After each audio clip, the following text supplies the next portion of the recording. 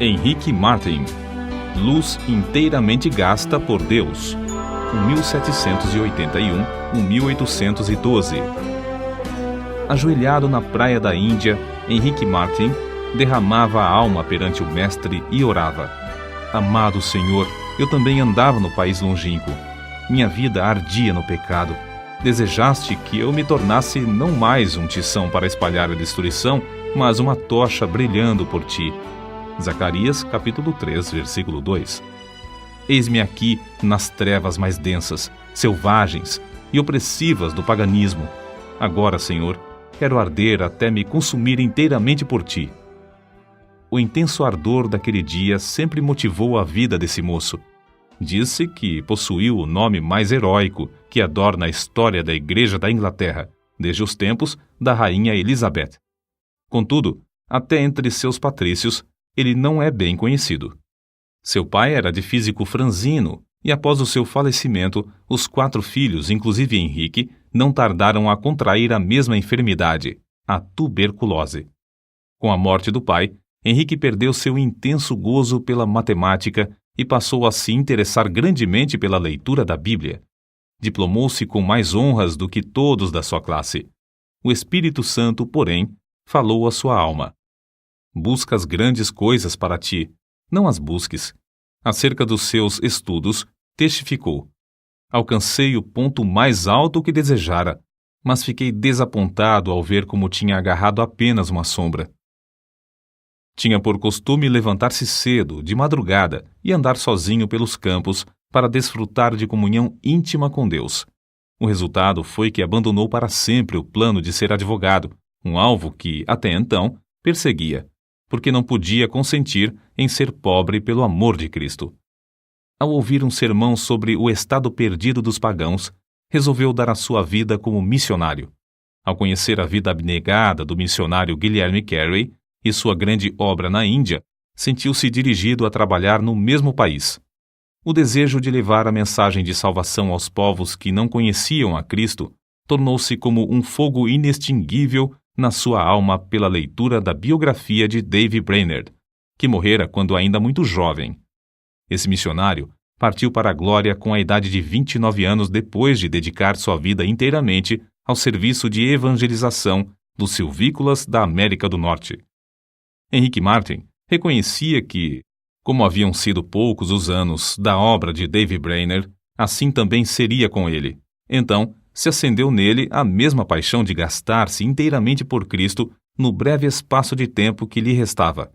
Seus sermões não consistiam em palavras de sabedoria humana, mas sempre se dirigia ao povo como um moribundo pregando aos moribundos. Havia um grande embaraço para Henrique Martin. A mãe de sua noiva, Lydia Grenfell, não consentiria que se casassem caso ele insistisse em levá-la para o estrangeiro. Henrique amava Lydia, e o seu maior desejo terrestre era estabelecer um lar e trabalhar junto com ela na seara do Senhor. Acerca disto, ele escreveu no seu diário: Continuei 1 hora a mais em oração, lutando contra o que me ligava. Cada vez que estava perto de ganhar a vitória, o coração voltava para o seu ídolo. Finalmente, deitei-me sentindo grande mágoa. Então, lembrou-se de Dave Brainerd, o qual negava a si mesmo todos os confortos da civilização. Andava grandes distâncias sozinho na floresta, passava dias com fome e, depois de assim se esforçar por 5 anos, voltou para falecer tuberculoso nos braços da sua noiva, Jerusa, filha de Jonatas Edwards. Por fim, Henrique Martin também ganhou a vitória, obedecendo a chamada para sacrificar-se em prol da salvação dos perdidos. Ao embarcar para a Índia, em 1805, escreveu: Se eu viver ou morrer, que Cristo seja magnificado pela colheita de multidões para ele. A bordo do navio, ao afastar-se da sua pátria, Henrique Martin chorou como uma criança. Contudo, nada podia desviá-lo da sua firme resolução de seguir a direção divina. Ele era um tição arrebatado do fogo, e repentinamente dizia: Que eu seja uma chama de fogo no serviço divino. Depois de 9 longos meses a bordo, e quando já se achava perto do seu destino, passou um dia inteiro em jejum e oração. Sentia quão grande era o sacrifício da cruz e como era igualmente grande a sua responsabilidade para com os perdidos na idolatria da Índia. Continuava a repetir: tenho posto vigias sobre os teus muros, ó Jerusalém. Eles não se calarão jamais, em todo o dia, nem em toda a noite. Não descanseis vós os que fazeis lembrar a Jeová, e não lhe deis a ele descanso, até que estabeleça, e até que ponha a Jerusalém por objeto de louvor na terra. Isaías capítulo 62, versículo 6. A chegada de Henrique Martyn à Índia, no mês de abril de 1806, foi também em resposta à oração de outros. A necessidade era tão grande nesse país que os poucos obreiros concordaram em se reunir em Calcutá de 8 em 8 dias para pedir a Deus que enviasse um homem cheio do Espírito Santo e poder à Índia. Martyn, logo ao desembarcar, foi recebido alegremente por eles como resposta às orações. É difícil imaginar o horror das trevas em que vivia esse povo, entre o qual Martyn se achava. Um dia, perto do lugar onde se hospedara, ouviu uma música e viu a fumaça de uma das piras fúnebres de que ouvira falar antes de sair da Inglaterra. As chamas já começavam a subir do lugar onde uma viúva se achava sentada ao lado do cadáver de seu marido morto. Martyn, indignado, esforçou-se, mas não pôde conseguir salvar a pobre vítima.